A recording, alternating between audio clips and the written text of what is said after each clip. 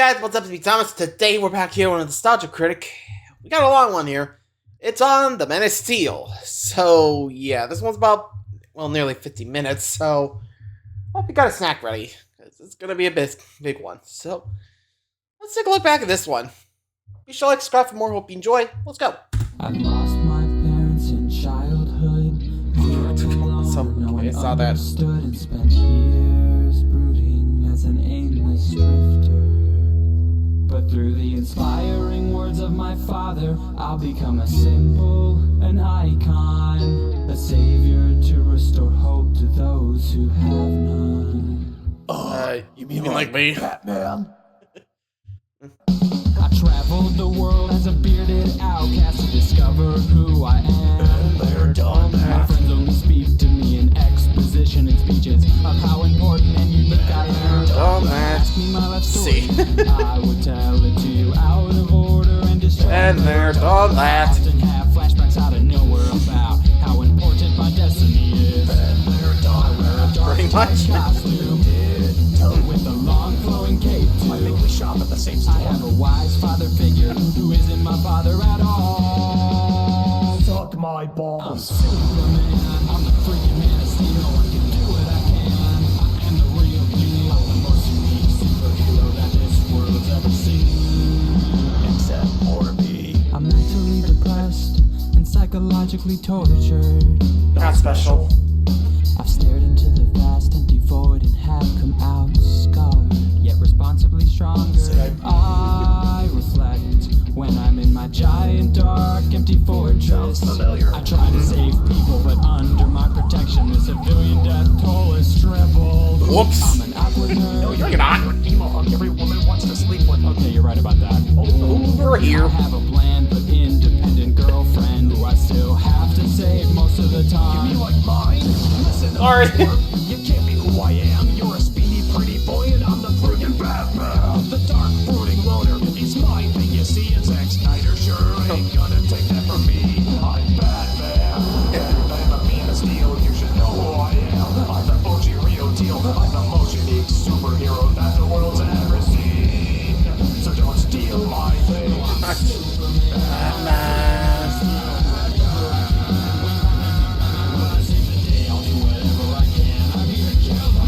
Whoa, boy, whoa. Guy? What?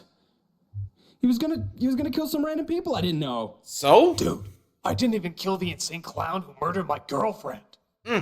Oh. Pretty much. You're weird. Sick. Very sick. No. I'm Superman! Coming summer 2015, the Batman and Superman movie. Two of the most polar opposite superheroes coming together at last. Again. Oh, fuck you, Zack Snyder. Pretty much. Ouch.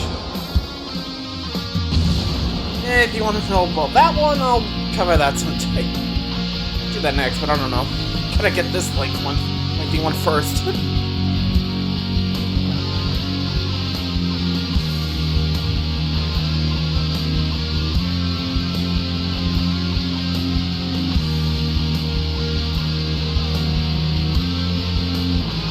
Let's begin.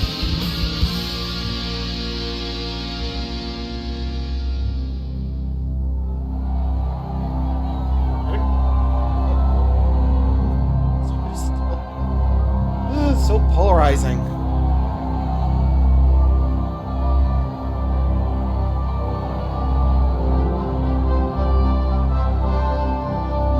They can be a great people they wish to be.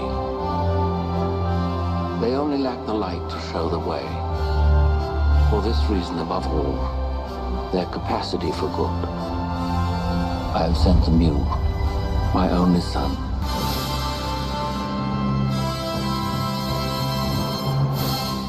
Man of Steel sucks! Man of Steel is freaking awesome and you know it. Yeah, maybe for bloodhounds hey, and Angry Joe. psychopaths, but for those of us who love an American icon, it's bullshit! This is a new kind of Superman, Critic. He's obviously not the one we grew up with. Yeah, that one made sense. What, time traveling? Flying around the world? Mostly made sense. You just True. can't accept the fact that this is something new. And while we all know that the first two films are legendary, It's time for a different way of looking at this story that's been told 1,000 times the same way. Okay, look, I'm sick to death of that bullshit argument, so I'll tell you what. I am willing to look at this in a new light. Because, hey, we should be willing to accept things from a new point of view. I will still try my best to accept this as its own unique thing, without drawing any references from the original movies. Deal? Deal. We'll try. But you have to acknowledge that when a moment sucks, it fucking sucks, no matter how much testosterone-filled bullshit is in it. I make no promises. Joe! All right, fine. Thank you. Well, let's look at the movie that has the internet totally split down the middle. This is either the absolutely loved or absolutely hated Man of Steel. We Honestly, it's been a while, so I don't remember exactly, or at least I don't know where my stance is on it, but, oh boy. I mean, it is Superman, hard to screw that up, but, I don't know, let's just check it out. start off with the birth of our hero on planet every sci-fi movie ever made. And seeing how this is a Zack Snyder film, everything obviously either looks like H.R. Geiger's hand-me-downs or penises. Look at these things! Tell me that doesn't look like the Little Mermaid poster! I actually It quite does. like the new Krypton look. Sci-fi, medieval mesh, interesting wildlife, but I suppose the floating robots do look a bit like the hairdo in The Last Airbender. Oh, no. We have interpretations of that in barbed wire.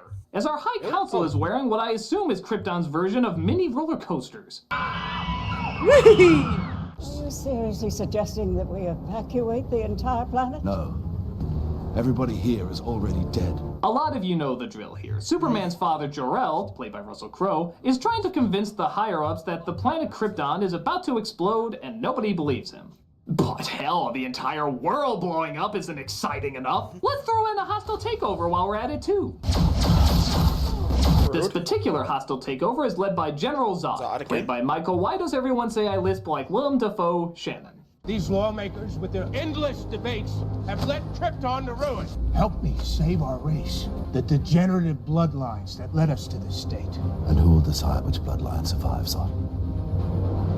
You? I humbly accept your nomination. Don't do this, Hal. So, seeing how Zod's army fought off this world's equivalent of White House security so easily, it only makes sense that Jor-El should be able to fight off Zod's army that broke through this world's equivalent of White House security so easily. I think.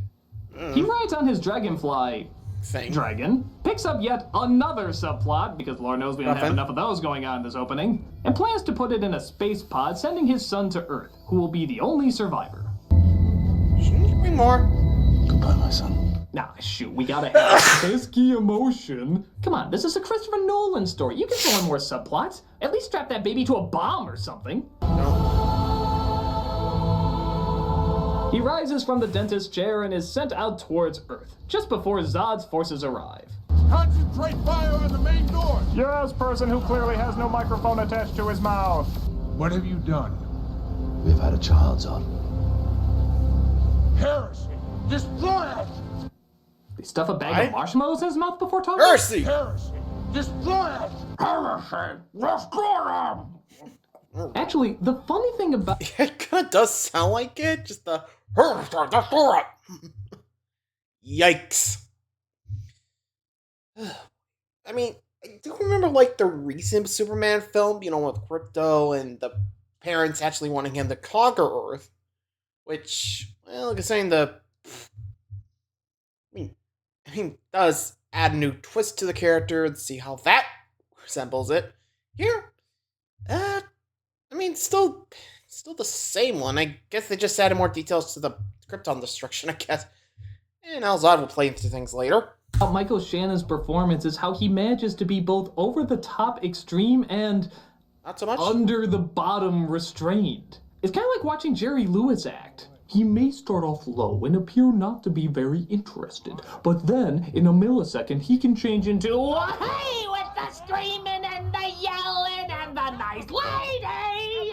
Oh, shut up. He did great. Michael Shannon is a damn good actor. He was portraying a bitter, single-minded man who has nothing to lose as he's pushed to the breaking point. Yeah, but does his breaking point have to sound like a bulldog? You won't kill us yourself.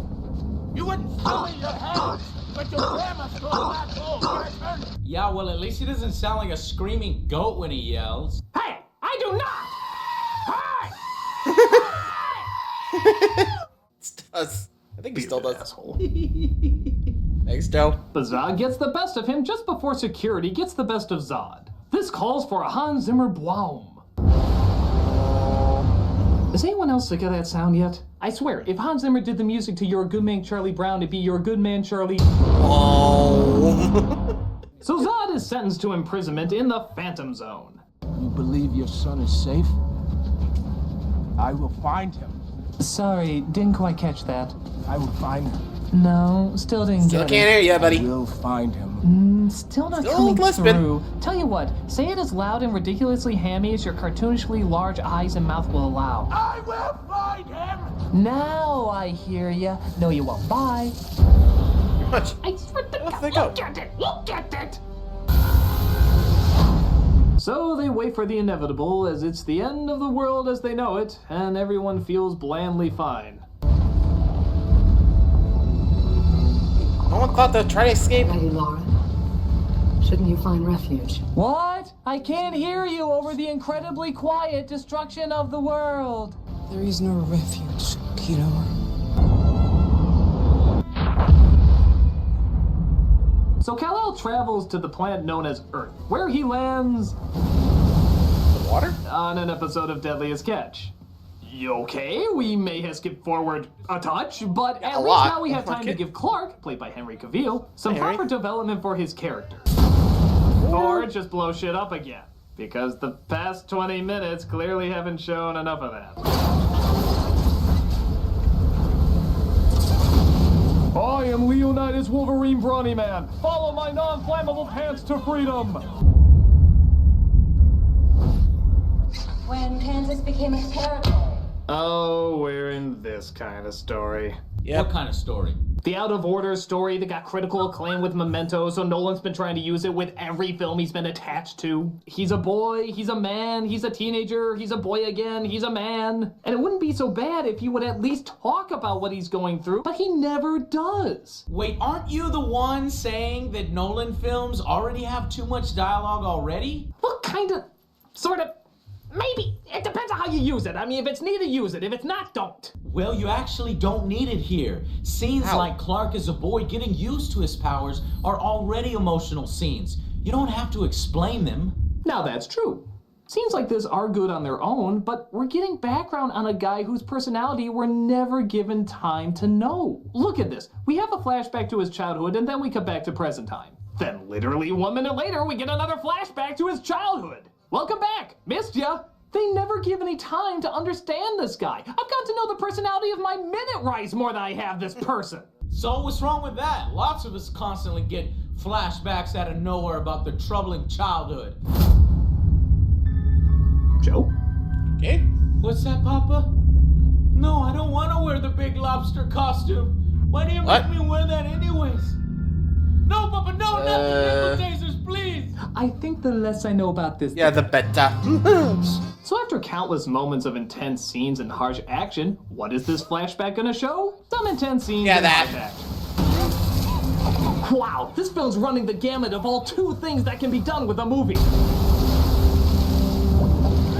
So young Clark saves the bus of kids, which leads to the dismay of his father, John Kent, played by that voice box that sounds like Kevin Costner. Or maybe it's just Kevin Costner. They're pretty easy to mix up. We talked about this. You have... Oh, Clark, you have to keep this side of yourself a secret. And this, of course, gives way to one of the most controversial parts of the movie. John Kent saying he should have let the kids on the bus die. What was I supposed to do? Just let them die?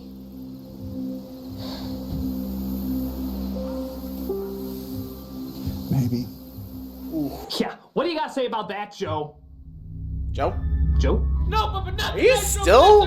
Joe! Oh. Hey, Joe, focus. Come on, dude. Sorry. The scene where John Kent says, drown the bastards. Hey, he doesn't say let them die. He says maybe let them die. That's the same thing. That's much better. Well, it's his way of saying he doesn't know. And that's what's so great about it. Because it You just mimics said I don't real know. life far more than previous Superman films. It shows that people don't always have the answers. All he knows is that he doesn't want his son to be discovered and hurt. But he never says, let them die. He says he doesn't know. Okay, fine. Tough, confusing world. Why can't Superman's father then talk to him like a father? What do you mean? He's the one that builds him up. And that's it. Every line in this movie is just talking about what a messiah he is. You were sent here for a reason. When the world finds out what you can do, it's going to change everything. You're not just anyone, Clark. You're the answer to Are We Alone in the Universe. Stand proud in front of the human race. He's less of a tough father and more like a stereotypical Jewish mother. Oh, you gotta see my son. When the world finds out what he can do, it's gonna change everything. He was sent here for a reason. He's the answer to Are We Alone in the Universe? Ma'am, 911 is for emergencies only. Oh, sorry. I could have had a busload of drowned kids for you, but my son saved them too. But don't worry, I punished him properly for that. Ma'am, never pick up the phone again. Why does everyone keep telling me that? Come on, those are some strong, well-written words. It's every Boring Destiny monologue we've heard before. Oh yeah? Prove it. People are afraid of what they don't understand. You always fear what you don't understand. People fear what they don't understand. People fear what they do not understand. People are frightened by what they don't understand. He said it differently though. Please. We found you in this. This was in the chamber with you. I took it to a metallurgist at Kansas State. He said whatever it was made from didn't even exist on the periodic table.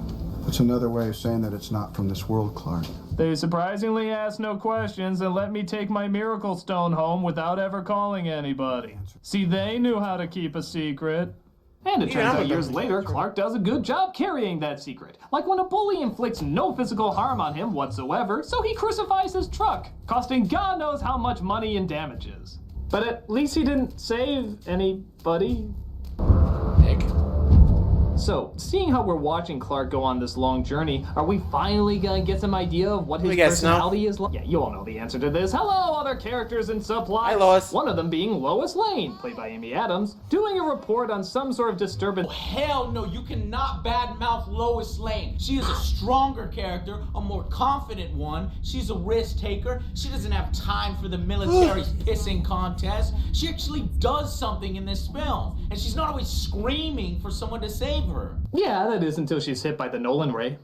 The what ray? The Nolan ray. You see, I have no doubt that Zack Snyder started off having Lois as an interesting, funny, opinionated character. Because at first, she does seem that way.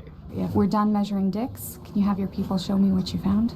But then she's zapped by the Nolan ray, and suddenly every line of dialogue is emphasizing the weight of how important the movie you're watching is. Remember when his father was bawling him out like a real father? Right, we talked about this. You have. Boom! Nolan ray! You're the answer to Are We Alone in the Universe. Remember how Lois Lane was feisty and took no nonsense from anybody? Well, what can I say? I get writer's block if I'm not wearing a flak jacket. And Nolan ray. Nolan ray! The questions raised by my rescuer's existence are frightening to contemplate. Even Perry White, played by Lawrence Fishburne. He starts off in your face screaming about stories and deadlines. You let Woodburn just shotgun it all over the internet. No, let's make it 3 weeks since you're so willing to agree with me. No, that's way too interesting. Little bit of the Nolan ray will fix that. Can you imagine how people on this planet would react if they knew there was someone like this out there? The Nolan ray, because whatever important issue you're talking about, it can always be more important. Critic, you know, sometimes life is like that. Life can be tough. Life can be cruel. Life can throw lobster costumes and nipple tasers into your reality. Am I ever gonna know the story to that? The less you know, the better. Fair point. Can we just So move on? Lois follows a certain laser-eyeing someone into the ice where she discovers a spaceship. A spaceship that apparently saw her performance in Julie and Julia. Hey, But Clark is there to take down the machine, heal her wounds, and apparently leave her for dead.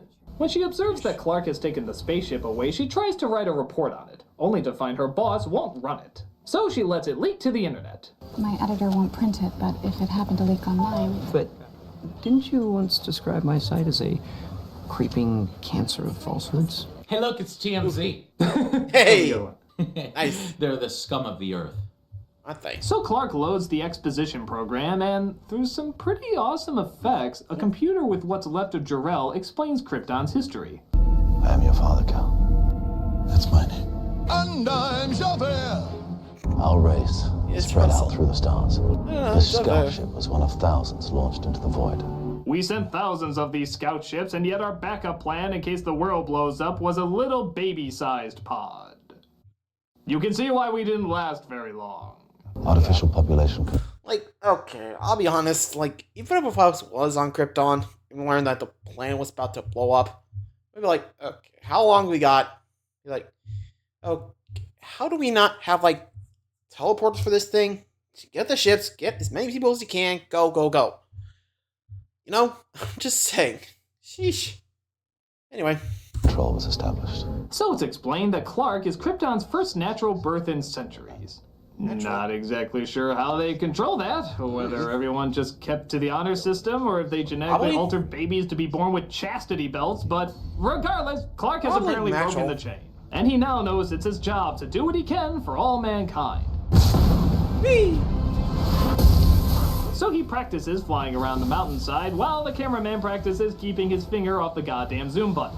Yeah, you may notice very quickly, there's a lot of this in this movie. For no reason at all, whenever there's fast-paced motion, the camera has to zoom in on it like a monkey with a fucking camcorder. How do you think the cinematographer came across that ingenious move? No, come on, honey, give Daddy the camera. No, I have to show Mr. Snyder my test footage for Man of Steel tomorrow. Please, no, come on, honey. Give it back. Not the self-destruct button, no. The self-destruct button? Oh, God. I can explain. I love this. I knew you would. So Lois goes searching for her rescuer / leaver of people to die in the snow, and through asking questions and listening to hearsay, she locates exactly where he is. Of course, this calls for celebrating with another flashback. Tired of safe. I just want to do something useful with my life.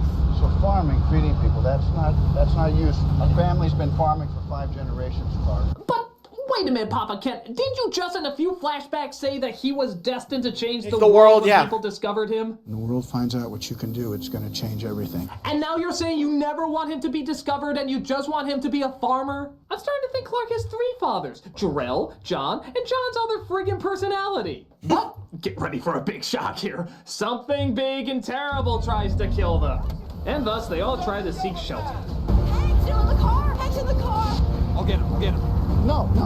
Get your mom to the overpass. But wait a minute. Hey! What about Boomer?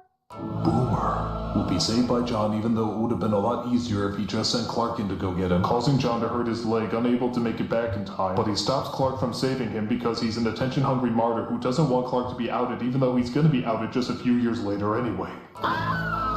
Wait, what? Really? Yep. Even though there's about a million other ways this problem could have been solved, John Kent sacrifices himself because he stands by how Clark should change the world by never doing a goddamn thing. He's just doing what he thinks is right. But it's not right. Yeah, But he true. thinks it's right. Does that make it right? Does that make it not right? Not right? Right? Right? Huh? Right.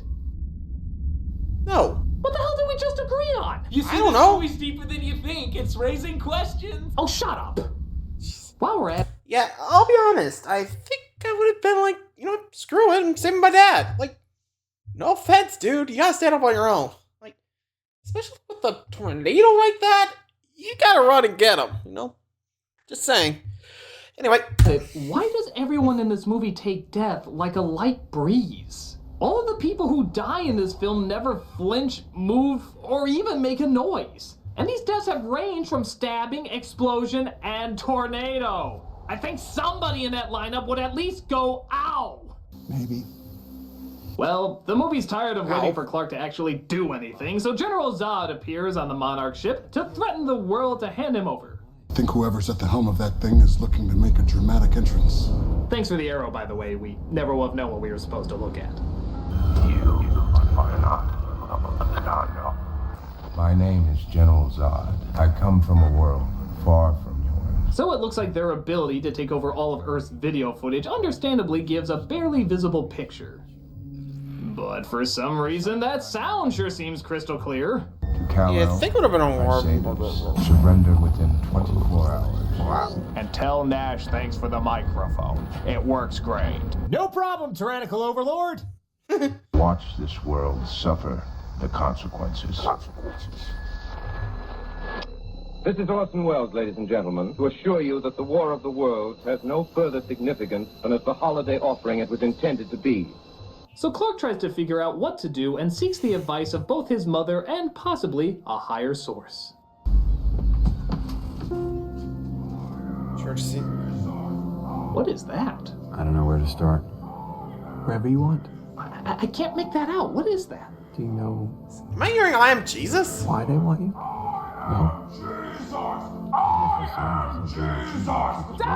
I can't hear you of your obvious symbolism! We got the point, okay? Go to the next scene! So Clark reveals himself and surrenders to the military, who have also brought in Lois, seeing how she's the only one who knew anything about his existence. What's the S stand for? It's not an S. On my world, it means hope. That's still an S, dude. Here it's an S. Oh, I could look at your ass all day. Really? Hey, you done worse. True. IS titties. IS and titties. IS titties. IS and titties. So he convinces humanity that he's not a threat and that he's going to hand himself over to Zod. Humanity goes, okay, and lets him turn himself into Zod's second in command, Feora. But she also seems to want Lois to go with too. General Zod would like this woman to accompany me. It's all right. Company? I'll go. We also got Julie and Julia on planet Krypton. You will pay for costing Meryl Streep an Oscar. As if she doesn't have enough. Shut up. Fair So enough. they go aboard Zod's ship, but Clark has a hard time adapting to their atmosphere. What's happening to him? He's rejecting our ship's atmospherics. Hello, Cal. Welcome to my weird mental thingy. I and my fellow officers were sentenced to the Phantom Zone. So Zod explains how they were freed once Krypton was destroyed and how they got the ship working to travel to Earth to find him. I will find Yes. Now we know we heard you. He explains that the codex for all living things on Krypton is in his possession, and so he has the power to make Krypton live again. If Krypton lives again, What happens to Earth? what happens to Earth? The foundation has to be built on something. You know, is it really wise to tell your only hope for the future of your race that you're going to destroy his place that he calls home? Wouldn't that kind of make him resistant and thus make things go a little slower? Maybe this wasn't what he was supposed to see. Maybe they accidentally put in the wrong program to show him. If I give you the codex, what happens to Earth? The foundation has to be built on something. No. Skulls! Skulls everywhere! Who does that? You can't. This isn't going to make him happy. It'll turn you into a raving psychotic. Run the happy program. The happy program! See? Much better. Look, we've got dancing bunnies here, and oh, look at the flowers all smiling. And oh, there's even a unicorn riding a marshmallow rainbow. Isn't that adorable? Honestly, I'm kind of with them. Like, honestly, if I was Superman, I'd be like, but why Earth? Why here? I could hope you find a different homeworld to, make it better. That's what I would have done, Anyway. Oh boy. You'll stay here until we remember the incredibly important reason we brought you on board. Bye. Does anyone remember why we brought her on board? This gives her a chance to use Jor-El in a box as they plan what I have to admit is a pretty awesome escape. Thanks to you, I'm uploading it to the ship's mainframe. Andy. You're right. Fire. Nice. Oh my god, I want this guy as an AI on my next first-person shooter game. Okay. Secure yourself inside the open pod. Safe travels, Miss Lane. Damn. Actually, this also allows Clark to escape as he's set to go down to Earth and stop them from harming anybody. We wanted you to learn what it meant to be human first.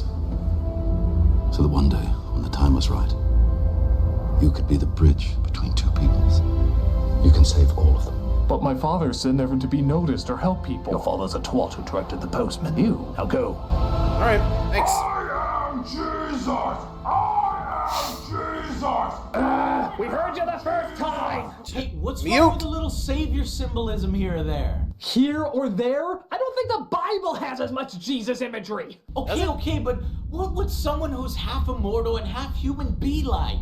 Would he be more human or would he be more godlike? Yes, he floats away on a cross, but to me, they're just trying to have him move graceful in space, okay? They're not literally saying he's Jesus or God, and the church supports that he's humble. He's more human than we know. He needs the advice of others to help him make the right decisions, and this is when he truly comes over to our side, becomes one of us. You know what? Forget it. Are you just talking out your ass at this point? Really? Yeah, I'll claim it's Citizen Kane as long as I don't want to watch any more of this dark unpleasantness. It'll probably please half the angry fanboys too. All right, score 1 for Angry Joe. I'm gonna convince you yet. What the hell? You know, how come my show is so easy to hack? What? I come from a world far from you. I've traveled over the ocean of stars to reach... hold on a second. Why do we still have dial-up? This is General Zod. I've been hi, watching Zod. your little review and am displeased to discover that you are giving it a positive rating. Yeah, he loves it now. It's like one of his favorite movies. Shut up, Joe. Perhaps you're unaware Not of how helping, many Joe. people watch you, Nostalgia Critic, and how much I personally despise the film you are currently reviewing. And how easy it would be for me to rearrange your testicles so that they look like Jackson Pollock droppings. What? That joke's on you, Zod. Once the critic makes up his mind, nothing changes it. Joe. You can literally Joe, shut up. intestines out with an onion peeler. Joe. Or you could Shut up. Oh, God. vacuum hose. Joe. Or you could No, stop put it. him in a lobster costume and hang him upside down over a pit of ferrets injected with venom. Joe! Surprisingly, this isn't helping. Look, Zod. Hold on, I'm writing that last one down. Zod, the review isn't done yet. I'm gonna watch it all the way through. Very good. And if you don't hate it, I will make sure that the corpse they find of you they will never recognize as a corpse. Hey, that's not fair. Critic, if you go back on your opinion, you're gonna have the whole of the internet hounding you down like an animal. Oof. Oh boy. Can't we all just hate Superman 4? If only. I mean, he ain't wrong. I probably want that too. But you get the idea, but still. Yikes. Also, the Jor-El helping her out with escape. That's actually handy. Just also tell them where the fire. Oh, I mean. Ooh, nice. You got it, man. That's pretty good. Alright, near the end. Let's keep going. At least halfway through. You know what I mean.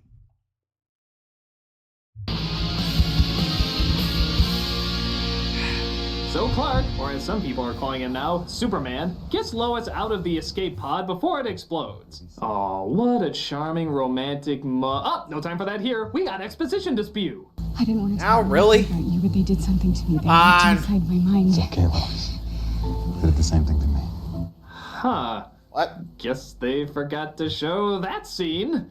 Kind of pointless, seeing how they could get the exact same information out of him. Hell, maybe Zod managed to find the correct imagery this time. You see, Miss Lane, all of this and more can be yours if you just give us the information we require. Even the unicorn riding the marshmallow rainbow? Yes. Even the unicorn riding the marshmallow rainbow. So Zod approaches Clark's mother dressed as that thing from the opening of Alien and tries to force her to tell him where the Codex is. The Codex is not here. Hey, my house! Has he hidden it? I don't know. Where is the Codex? Does this guy have any charm outside of just shouting his Yoink. ass off? How'd this guy get this position anyway? It's all down to shouting. Superman saves his mother, but potentially dooms this entire town by bringing the battle to them. It seems okay for the moment as Zod can't adapt to Earth's atmosphere, but Miss Not Ursa and her masked minions can make up for that.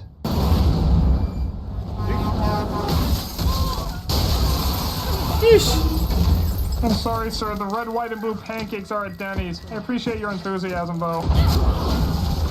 And as many people have pointed out, the product placements in this scene are beyond horrendous. Including some painful plugs for IHOP, Sears, 7-Eleven, U-Haul. There's so many ads clashing in this scene, I don't think they could properly plug them all in time. When in town, get a healthy dose of pancakes from IHOP. Oh wait, when you need a we're going to 7-Eleven though? Grab a slushie from 7-Eleven. I mean, come on! For clothes for any occasion, Sears is the place for you. Oh, fucker. Let U-Haul handle all of your services. Oh, now you're not even trying. Yeah, no kidding. All right, I'll give you that one. There is way too much of that in the film. But Critic, you have to admit, the action scene is still amazing. What, with countless plugs and people dying left and right? Come on, you know your inner man-child can't look past how amazingly awesome the wanton destruction is.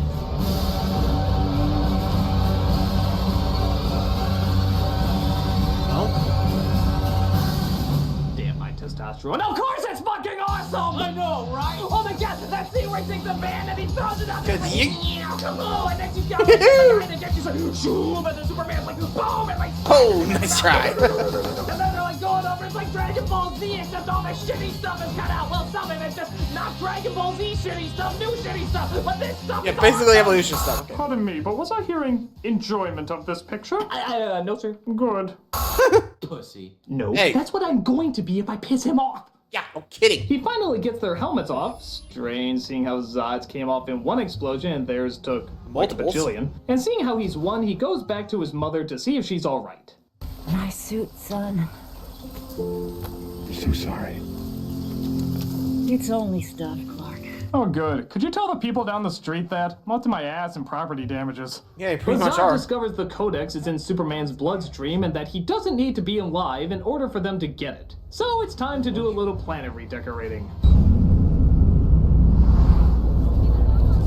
Yeah, that's a... Uh-oh. Ladies and gentlemen, because you've never seen the destruction of a major city in a summer blockbuster before, we give you... this. That thing we just said.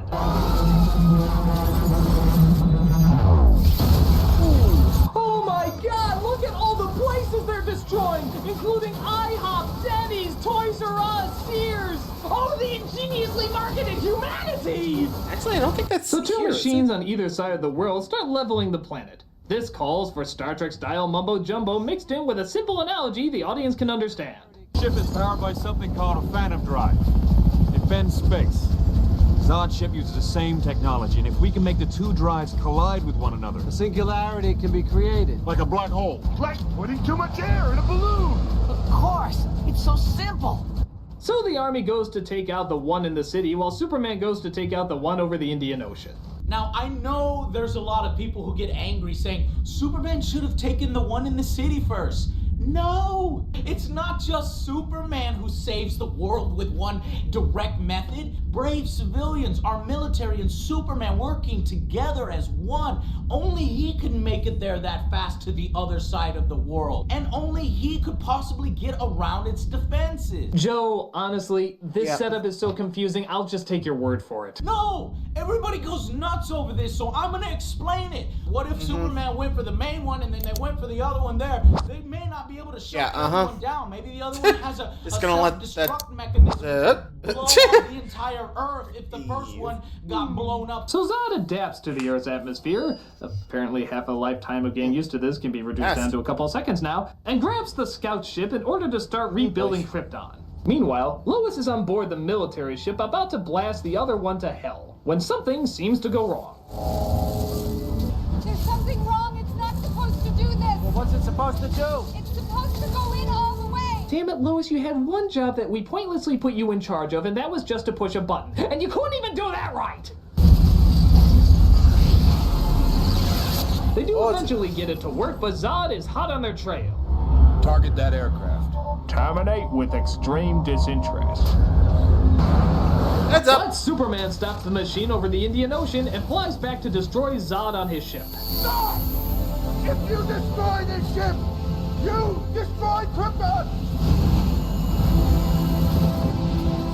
Krypton had its chance! The bridge between two worlds, everybody. If you have a chance to save a civilization, but yeah, they were kind of jerks, just destroy any chance of them ever coming back. I guess the bridge in this movie is code for either us or them. And honestly, even us kind of got the raw end of it. Are they gone? Yeah, I don't know. Like, again, Zod, you're not a good diplomat. Ugh, no wonder you got sent to the Phantom Zone. You suck. Anyway, not yet. I think so. He saved us.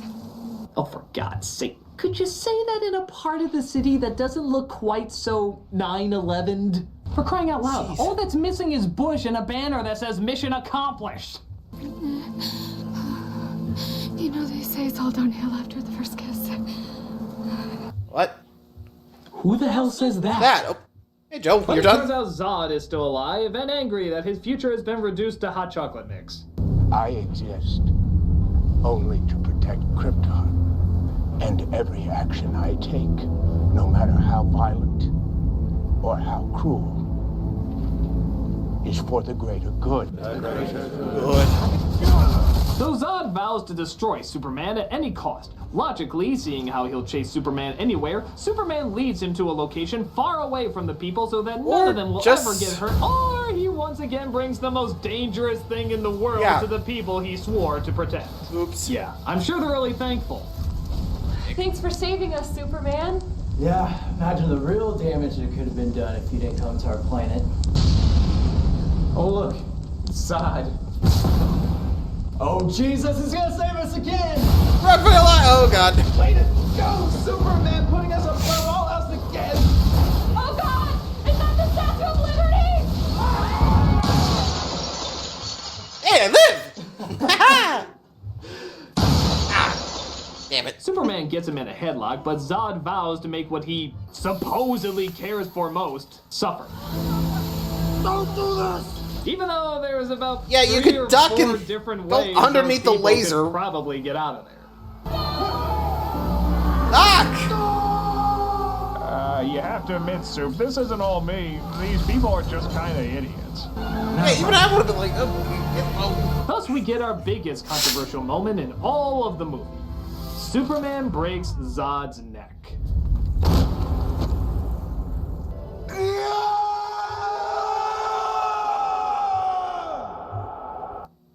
Really? Really? Nothing from you on that one, Joe? Joe? Oh. And that's how I saved Christmas with a lightning gun. Hey, welcome back. What was I talking about? The controversial neck-breaking scene. Oh, you know, I'm not gonna lie. When I first saw that scene, I hated it. But the more you really think about it, this is a really bold choice. Because ultimately it lets Zod win. It plays again to a young and inexperienced Clark and how he knows his actions will have huge ramifications. Yeah, it's because having the city nuked didn't have enough ramifications. Point being, it's a catalyst now for why he will never ever take another life. The fact that he had to do it to one of his own people, one of the last remaining Kryptonians. At that moment, he not only chooses to be human, but he makes the ultimate sacrifice for humanity. And he also makes himself forever alone. I agree. Ha! I knew you'd say that. Wait, what? Yeah, surprisingly, the most hated scene by so many fans actually didn't bother me that much. I mean, keep in mind, we saw Superman kill Zod in the second movie and no one had a heart attack over that. And on top of that, even though it could have been illustrated better, I like the idea they were going for. That you won't always have answers to situations that are always epically pleasing. It's actually a very difficult, very hard thing to come to grips with. Too bad it's forgotten in the very next scene. He just blows some more shit up because, like I said, we haven't seen enough of that. Yeah, it's pretty rushed. I mean, he takes down a satellite and then they make a joke about how hot he is and they never bring it up again. It's almost like the scene before never freaking happened. It really pisses me the fuck off. They just ruined it right there. They never established that killing people was a big thing for him. Hell, we saw so many other True. civilians die, I figured that he'd be used to seeing it by now. We never actually see any of those people die as a direct result from Superman. I mean, sure, we They see kinda people die are. when Zod's ship is like humping the Earth, but I get what you're saying. You're actually saying we agree on the neck break then. I think so. The one part most fans universally hate, we actually agree think on. is okay? For the most part, yeah. So does that mean you actually like it, Critic? Yes. Does that mean you actually like this, Nostalgia Critic? Oh, not again. Mixed bag, I guess? I still think this movie is awful! Oh, come on, man! Huh? No, I'm sorry. I just think it's terrible. There are some things I like. All the actors to play these roles are good choices. True. The action scenes are awesome. And though I like the more upbeat Superman, I'm open to the idea of a darker version. But these characters have no identity. Outside of their job and how they look, you wouldn't even know that this was Clark Kent or Lois Lane if they didn't call them Clark Kent or Lois Lane. The millions of subplots True. are not It's needed to get replaceable, I in the guess, way of in a any way. emotional connection we want to make. The incoherent storytelling is pointless and annoying, and as a superhero, he lets way too many people die in this. Even if he took Superman's name off of this, I still wouldn't like this stupid, illogical mess. Well, I think you're totally wrong, Critic. Everything you just said. Those characters seem boring to you because they're not as over the top or single-noted as the comic book ones or the Christopher Reeves versions. It's a new kind of Superman that needs a less cliched character, okay? It needs a tougher and darker outlook because we've seen the other Superman stories already. Those are still there. And by putting You can still these do more that confusing without lessons having to change the that you character. call illogical, We've seen it in I see some them movies. as challenging. And there's no way to save every single buddy like in previous movies and always get your way. There's just a man struggling between what it means to be human and more than human and trying to do the right thing. Yet he still manages to rise above it and save us all. This movie is awesome. Oh, please, you Houstonians will read too much into anything. Why don't you say that to my fist, hair gel? Oh, look who's talking. That's what I They can be a great people they wish to be. They only lack the light to show the way. For this reason, above all, their capacity for good. I have sent them you, my only son. I think I understand now. Joe, I will never like this movie. I think it's an insult to everything Superman stands for, and I will never understand how you could actually like it. Oh, nice. But just because I can't see how doesn't mean I can't understand why. Oh, because I'm a blood-hungry psychopath, right? No. Not that. I mean, you are, but that's not why I think you like it. When I see this movie, I see people dying for the sake of getting violent, craving teens in the seats. But that's not what you see. You see one of your favorite superheroes being tested and put through a greater challenge than ever before. And by having him witness and go through so much intensity, it makes his challenges seem greater and his struggle all the more interesting. For you, and probably a lot of the people that enjoyed this movie, you're seeing the Man of Steel go up against some of the greatest evil that he's ever gone up against because of how much damage he does. So when he rises up, you can feel all the more proud of what a terrible thing he stopped. It's not craving dark, horrible things like a maniac. It's seeing someone fight against those dark, horrible things. And not just through him holding heavy stuff, but by standing up for what he feels is important. I don't see the same thing, but at the very least, I know that's what you see. So, as long as you're viewing it because you want to see the best of strength and kindness rise up against the worst of oppression and force, all I can say is, go ahead and enjoy it, man. Thanks for understanding me. No problem. That middle-of-the-road bullshit won't work on me, Houstonian. Don't worry, Critic. I'll stop him. Just tell me his location. Hey, how are you doing that? Much better. Now, prepare for an entree of spilled organs and pain! Will you guys stop punching holes in my ceiling? Here to stop you again, Zod. Stay back, Superman, or the Critic's toast! Careful, Zod. You know what I can do. Oh yeah, what are you gonna do? Kill me? You break my neck, you'll have message boards all over you like an unemployed writer at Starbucks. So come on, big man. What are you gonna do?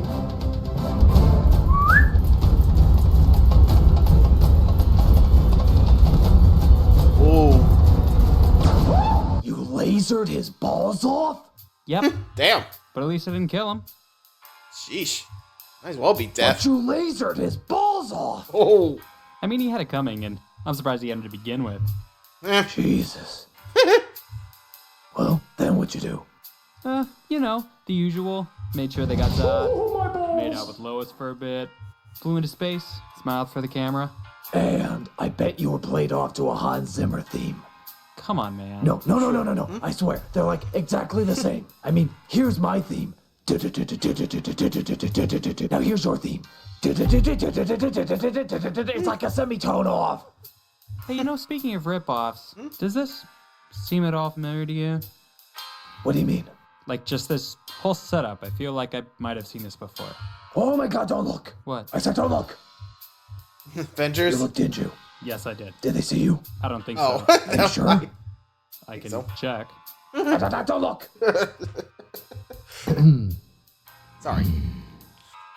They're looking right Yep, they are. at us. Just keep your eye down on the table. Hey. Hey. What? Batman doesn't have a beard. We don't hear that. We're not hearing you. We're keeping our eyes down on the table. Oh, look at him.